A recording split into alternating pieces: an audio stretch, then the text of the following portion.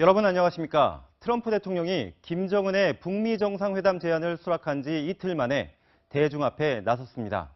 사업가 출신답게 최고의 거래를 이끌어내겠다고 말했습니다. 첫 소식 뉴욕에서 박용 특파원이 보도합니다. 선거 지원 유세에 나선 트럼프 대통령이 북한 김정은을 거론하자 야유가 나옵니다. And seeing Kim Jong-un, and no, it's very positive. No.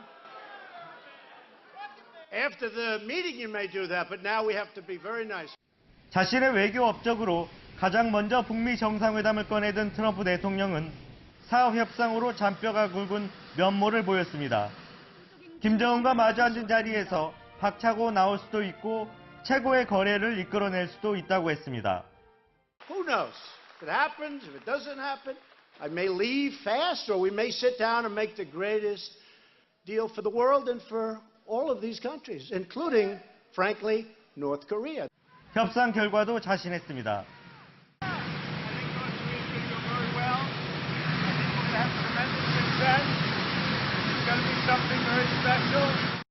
트럼프 대통령은 그러면서 북한을 향해 약속을 존중할 것으로 믿는다고 말했습니다. 11월 중간선거를 앞둔 트럼프 대통령은 이날 선거 유세처럼 원칙적인 합의 정도를 마친 북미 정상회담을 국내 정치에 적극 활용할 가능성이 점쳐집니다. 5월 북미 정상회담을 유리한 방향으로 이끌기 위한 북미 간의 물밑 삿바 싸움이 더 치열해질 것으로 전망됩니다. 뉴욕에서 채널A 뉴스 박용입니다. 트럼프 대통령을 만난 대미 특사단이 조금 전 귀국했습니다. 미국에서는 특사단이 전달한 김정은의 메시지와 관련해 각종 보도가 이어지고 있는데요. 특히 김정은이 우리 특사단을 만났을 때 자신이 통치하는 북한을 가난한 나라로 표현했다는 보도도 그중에 하나입니다. 이어서 강지혜 기자가 보도합니다. 정의용 대통령 국가안보실장과 서훈 국정원장이 트럼프 행정부 인사들에게 김정은 면담 결과를 전달했습니다. 그 가운데는 경제 제재로 압박을 받는 평양의 생각도 담겨 있었던 것으로 전해졌습니다. 뉴욕타임스에 따르면 김정은이 북한을 가난한 나라라고 불렀다고 특사단이 말했다는 겁니다. 이 말은 전방위 제재가 초래한 경제적 어려움을 설명하면서 나왔다고 이 신문은 덧붙였습니다. 특사단은 평양과 워싱턴 방문 결과를 설명하기 위해 내일 다시 출국합니다. 정 실장은 중국과 러시아로, 서 원장은 일본으로 향합니다. 특사단 방북 결과와 또 이번에 방미 협의 결과를 설명을 하고 아베 총리 면담이 성사되면 서 원장은 북한의 비핵화 진정성을 믿어달라는 취지의 메시지를 전할 것으로 보입니다. 시진핑 중국 국가주석은 최대 정치 행사인 양회에 참석 중이고 푸틴 러시아 대통령은 대선을 일주일 앞두고 있어 면담 일정은 아직 확정되지 않았습니다. 시진핑 주석과 푸틴 대통령을 특사가 만나지 못할 경우 문재인 대통령이 직접 전화해 설명하는 방안도 검토되고 있습니다. 채널A 뉴스 강지혜입니다. 트럼프 대통령과 김정은이 만나기로는 했지만 아직 구체적인 시간과 장소는 정해지지 않았습니다. 그러다 보니 지구촌의 이목이 집중될 회담 장소에 관심이 모아지고 있습니다. 최성 기자가 짚어봤습니다. As we said last night, a time and place have not yet been determined. 현재 가장 유력한 곳은 판문점입니다. 김정은이 해외로 나가지 않아도 되고 6.25 전쟁을 어정쩡하게 봉합한 정전협정이 서명된 장소기 때문입니다. 남북 정상회담이 열리기로 한 우리 측 평화의 집이 우선 언급됩니다. 하지만 북측 통일각도 후보입니다. 청와대 관계자는 판문점이 유력한 대안 중 하나라고 말했습니다. 평양이나 워싱턴 정상회담은 실현 가능성이 높지 않다는 평가입니다.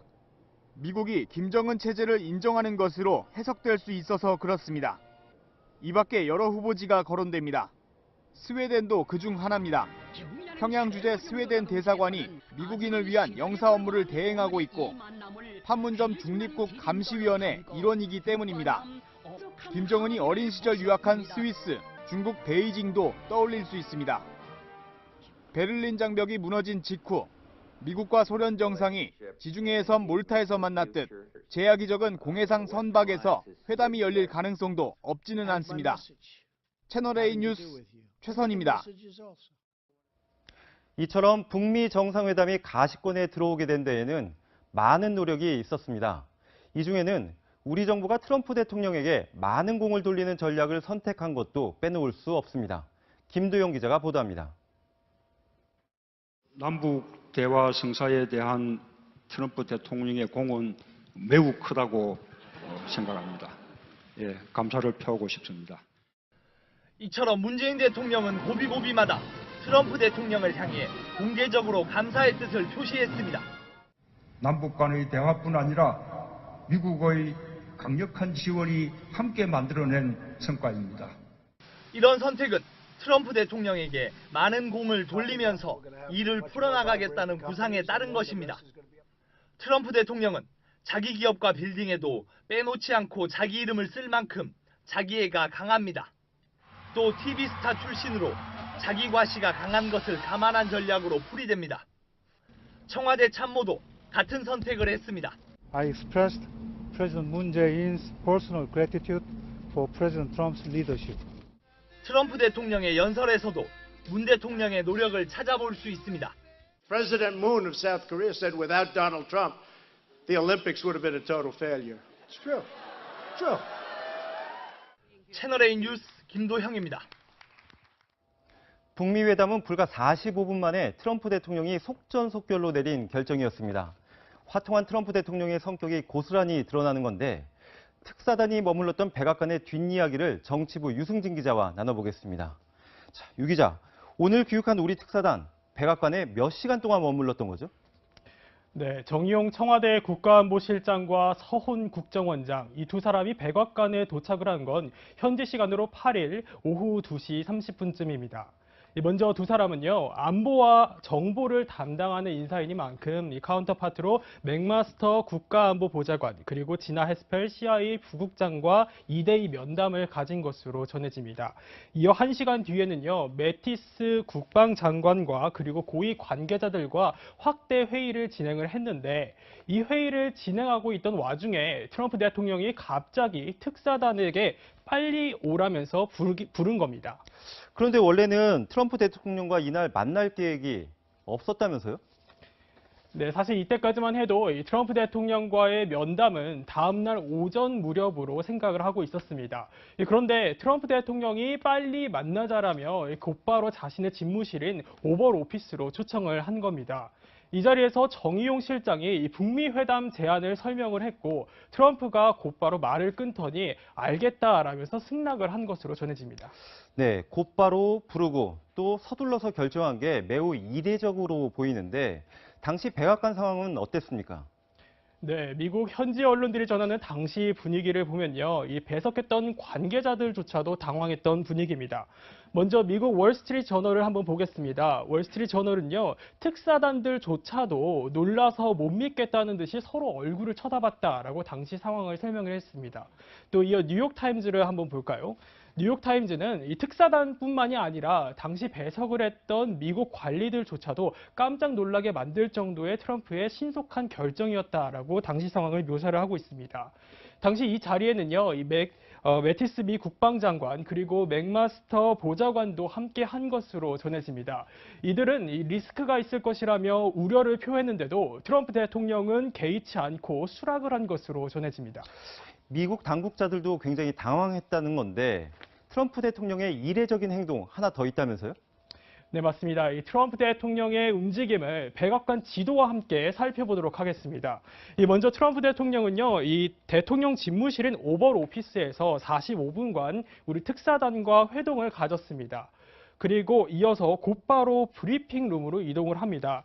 이 브리핑룸으로 이동을 하는 와중에는 사실 우리 특사단과 맥마스터 국가안보보좌관이 이 발표문을 다듬고 있었던 와중인데 이 브리핑룸에 트럼프 대통령이 얼굴을 살짝 들이밀더니 대단한 발표가 있을 것이다 라고 기자들에게 넌지시 내비친 겁니다. 네. 당시 상황 한번 들어보시죠.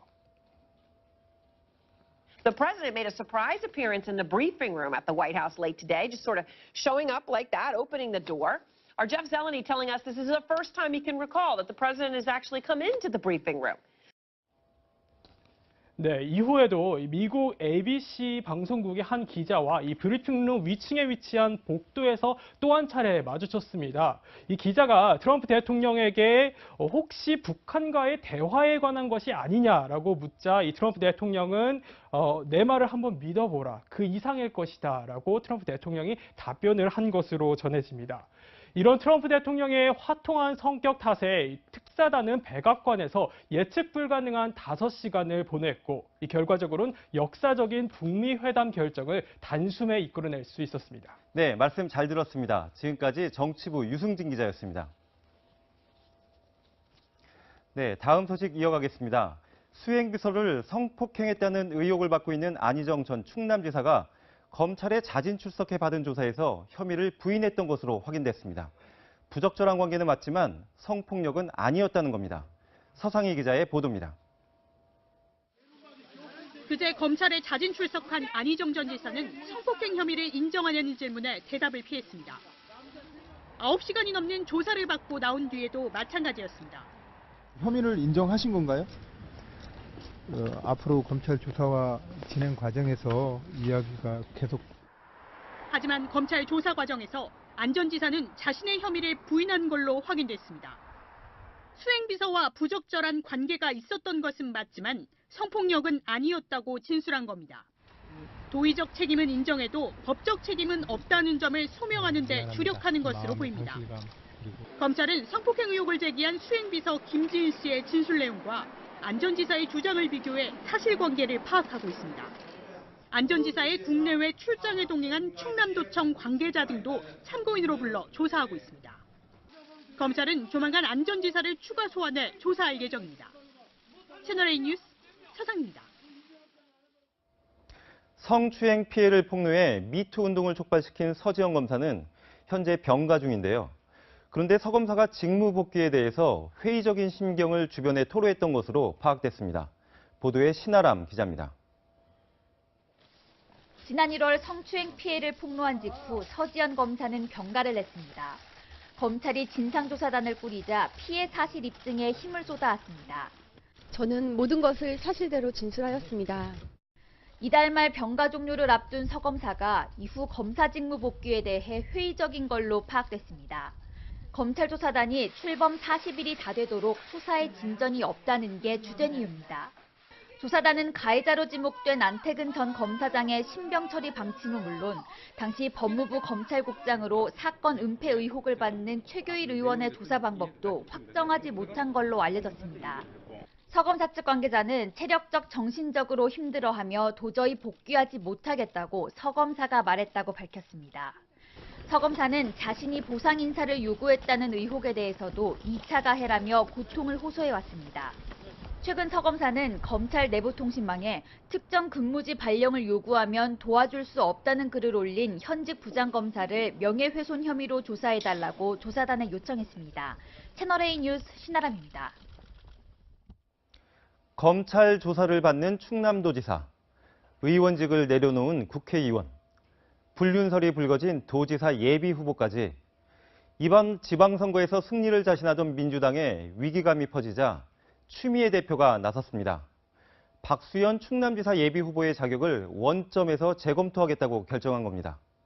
월요일에 심사했고 수요일에 후보 자격이 있다고 당이 판정했지만 금요일에 이렇게 문자를 돌렸습니다. 오늘 박 예비 후보는 불륜 주장은 새빨간 거짓말이라고 강하게 반발했습니다. 강병규 기자가 보도합니다. 문재인 대통령의 대변인이자 안희정 전 충남지사의 친구로 충남 경선에서 앞서가던 박수현 예비 후보. 그가 울먹이며 기자회견에 나섰습니다. 저를 사랑했던 자신을 둘러싼 각종 의혹은 정치 공작이라고 반박할 때는 결연했습니다. 대부분의 내용이 거짓이고 완벽하게 정반대의 새빨간 거짓말이다. 추악한 음모를 가진 자들이 공작적 선동 때문이라고 생각을 합니다. 이혼 당시 전 부인이 동의한 이혼 사유도 공개했습니다. 여자 문제가 아닌 생활고였던 만큼 불륜설을 부인했습니다. 청와대 대변인 시절 수백억 원대의 부정청탁을 거절한 사실을 공개하면서 그것 때문에 지금의 보복을 당하고 있다는 주장도 폈습니다. 오늘 회견은 당초 예정에 없었습니다. 내일 오전에 열리는 민주당의 후보 자격 재심사에 대비한 것이란 분석이 나옵니다. 채널A 뉴스 강병규입니다. 어제 성추행 의혹이 불거지자마자 의원직을 내려놓은 민주당의 민병두 의원은 가족과 동료들에게 오히려 위로를 받았습니다. 논란이 되고 있는 다른 정치인들과는 조금 다른 모습인데요. 안건우 기자가 취재했습니다. 박원순 시장님 긴장하십시오. 게임은 지금부터 시작입니다. 자신만만하게 서울시장 출마를 선언했던 민병두 의원. 어제 의원직 사퇴를 선언한 가운데 가족들이 나섰습니다. 민 의원의 부인은 SNS에 글을 올렸습니다. 먼저 피해 여성에게 기분 나쁜 일이 있었다면 사과해야 한다고 썼습니다. 그런 뒤 남편의 강직함을 알고 있기에 부부간에 용서하고 이해할 수 있다며 남편을 감쌌습니다. 민 의원 아들도 가세했습니다. 아버지의 사퇴는 국회의원이란 보호막 없이 진실 공방에 임하겠다는 의지라고 의미를 부여했습니다. 더불어민주당은 사퇴 만료 분위기입니다. 민주당 우원식 원내대표는 의원직 사퇴부터 할 일은 아니라고 했습니다. 이런 기류에 야당은 민주당이 제1당 지위를 지키기에만 관심이 있다고 비판했습니다. 의석이 아쉽다라는 지극히 정략적인 이유로 사퇴를 반려한다고 합니다. 죄송한 마음을 표하는 것이 도리라고 생각합니다. 바른미래당도 사퇴를 만료하는 건 위선이라며 꼬집었습니다. 채널A 뉴스 안건우입니다. 이명박 전 대통령의 검찰 소환 조사가 사흘 앞으로 다가왔습니다. 검찰은 휴일인 오늘도 이 전 대통령의 최측근들을 잇따라 소환해 막바지 보강 조사를 벌였습니다. 윤준호 기자입니다. 검찰의 이 전 대통령 수사는 지난 1월 국정원 특수활동비 상납 의혹이 불거지면서 급물살을 탔습니다. 검찰은 이명박 청와대에서 일한 김백준 전 청와대 총무기획관과 김진모 전 민정비서관을 구속해 재판에 넘겼고 김희중 전 부속실장도 여러 번 소환해 조사했습니다. 가족과 친인척도 줄 소환을 피하지 못했습니다. 다스 실소유주를 밝히려고 아들 시영 씨와 큰형인 이상은 다스 회장, 조카 동영 씨를 소환했고 둘째 형 이상득 전 의원과 사위 이상주 삼성전자 전무는 민간 기업 등에게서 불법 자금을 받은 혐의로 소환해 조사했습니다. 지금까지 공개된 소환자만 20명이 넘습니다. 검찰은 일요일인 오늘도 박용준 전 기식경제부 차관과 송정호 청계재단 이사장을 소환해 막바지 보강 조사에 힘을 기울였습니다. 이명박 정부에서 왕차관으로 불린 박 전 차관과 송 이사장은 이 전 대통령의 불법 자금 수수에 관여했다는 의혹을 받고 있습니다. 불법 자금 수수 관련해서 관여하신 혐의 인정하시나요? 검찰은 이들의 조사를 마치는 대로 이 전 대통령 소환 대비 체제로 들어갈 계획입니다. 채널A 뉴스 윤준호입니다. 전두환 전 대통령은 지난해 자신이 쓴 회고록 때문에 명예훼손 혐의로 고소를 당했습니다. 이와 관련해 최근 검찰은 2차례에 걸쳐 출석 통보를 했지만 전 대통령은 출석을 거부했습니다. 검찰은 강제 구인 여부를 신중하게 검토하고 있습니다. 김지환 기자가 취재했습니다. 지난해 4월 출간된 전두환 회고록. 5.18 배후로 북한을 지목하고 계엄군의 헬기 사격은 없었다고 주장했습니다. 특히 헬기 사격을 목격했다고 증언한 고 조비오 신부에 대해 가면을 쓴 사탄이라고 표현했습니다. 유가족과 5.18 단체는 명예훼손 혐의로 전 대통령을 고소했습니다. 광주 시민의 명예를 회복하기 위해서라도 이 부분의 고소는 반드시 필요하다. 지난달 국방부 5.18 특별조사위원회는 시민들을 향한 헬기 사격이 있었다고 공식 발표했습니다. 발표 직후 광주지검은 전 대통령에게 2차례 소환 조사를 통보했습니다. 하지만 전 대통령은 직접 5.18에 관여하지 않아 진술할 내용이 없다며 불응했습니다. 소환 요청했는데 불응했고 자기는 5.18과 무관하다는 취지의 진술서가 제출됐다. 또 지병 때문에 서울에서 광주지검까지 갈 수도 없다는 이유도 덧붙였습니다. 가까운 지역들을 잘 못하셔가지고 같은 말씀을 되풀이하시고 그러는 경우가 많아요. 일반적으로 3차례 출석 요구에 불응하면 검찰은 체포영장을 발부받아 강제 구인할 수 있습니다. 그러나 검찰은 검토할 부분이 더 있다며 신중한 반응을 보이고 있습니다. 채널A 뉴스 김지환입니다.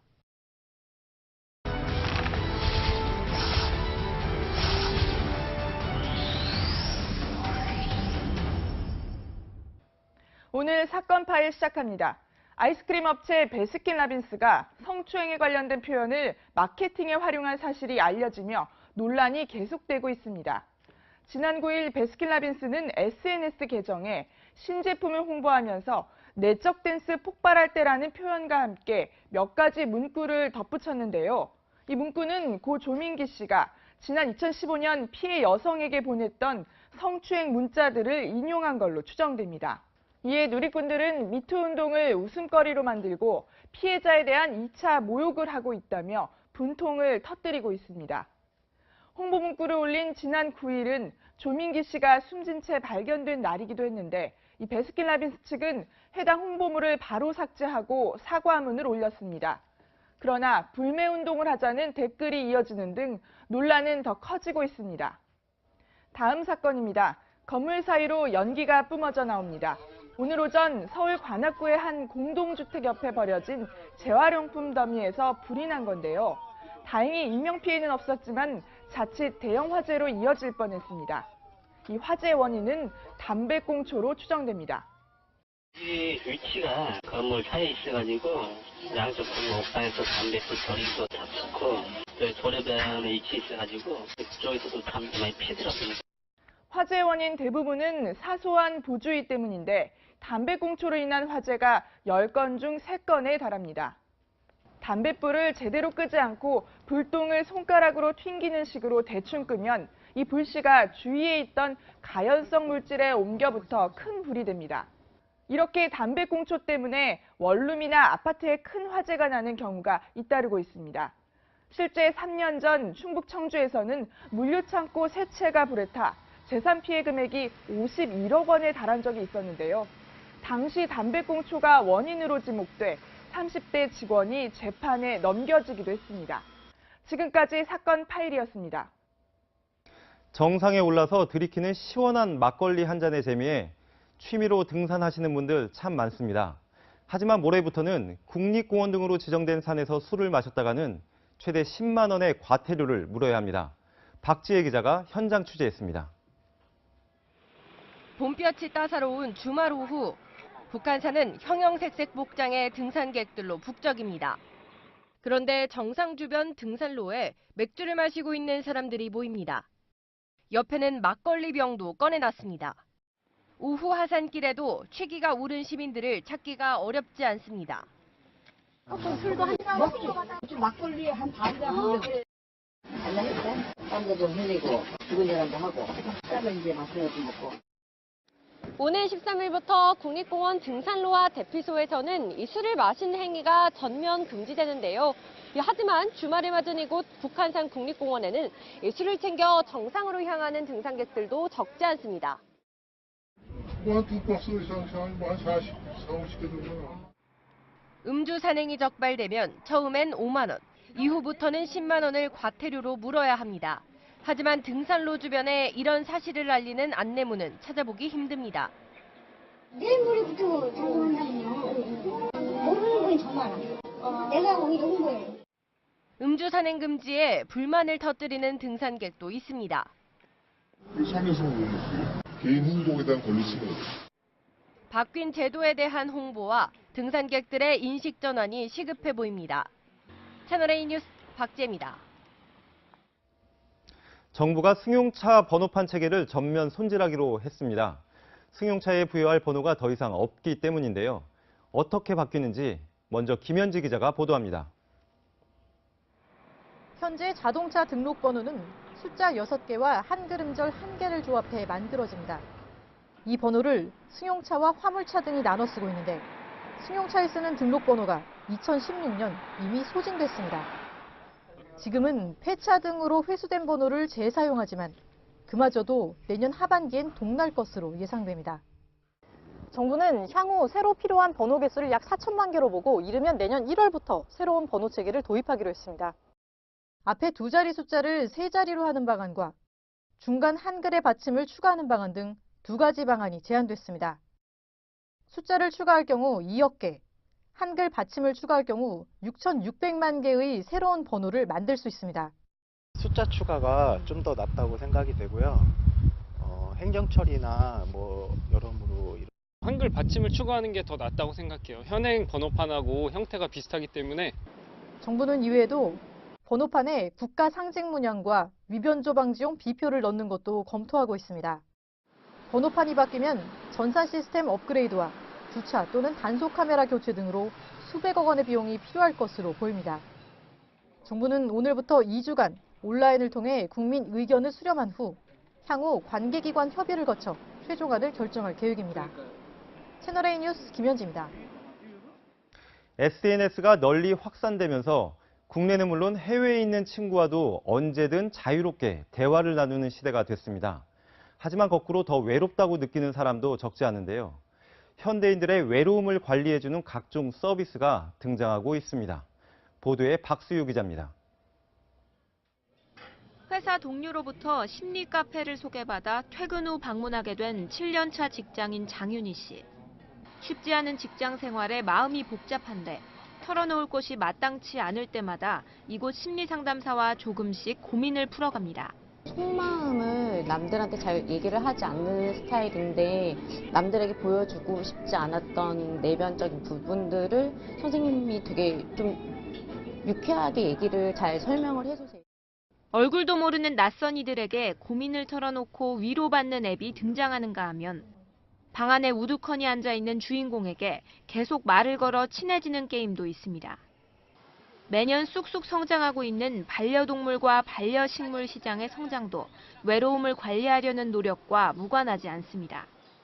조사 결과 국내 1인 가구의 84%가 나홀로 생활에 외로움을 느끼는 것으로 나타난 상황. 1인 가구 폭증 시대에 외로움도 돈이 되고 있습니다. 채널A 뉴스 박수유입니다. 따뜻한 햇살과 함께 완연한 봄 기운이 느껴진 주말이었습니다. 내일은 더 포근하겠습니다. 서울은 14도까지 오르겠고요. 광주는 19도로 4월 초순의 봄 날씨를 느끼실 수 있겠습니다. 내일도 맑은 하늘 보실 수 있겠습니다. 대기 정체로 오전 한때 미세먼지 농도가 나쁨 수준을 보이겠지만 오후부터는 차차 보통 수준을 회복합니다. 안개에 주의하셔야겠습니다. 일부 내륙과 서해상, 남해상으로는 짙은 안개가 끼겠는데요. 이 낮 동안에는 연무로 인해 가시거리가 짧아질 수 있으니까요. 운전에 각별히 유의하시기 바랍니다. 내일 아침 기온 서울 2도, 대전 1도, 대구는 3도로 오늘과 비슷하게 출발하겠고요. 낮에는 기온이 크게 오르겠습니다. 서울은 14도를 기록하겠는데요. 세종과 대전은 17도, 대구, 창원은 19도로 일부 남부 지역은 20도 안팎까지 크게 오르겠습니다. 일교차가 10도 이상 크게 벌어지니까요. 옷차림에 각별히 유의하시기 바랍니다. 당분간 따뜻한 봄 날씨는 이어지겠는데요. 이번 주 목요일과 금요일에 전국에 비가 내리겠습니다. 날씨였습니다. 청년에게 꿈과 희망을 채널A가 함께합니다. 시청해 주셔서 감사합니다.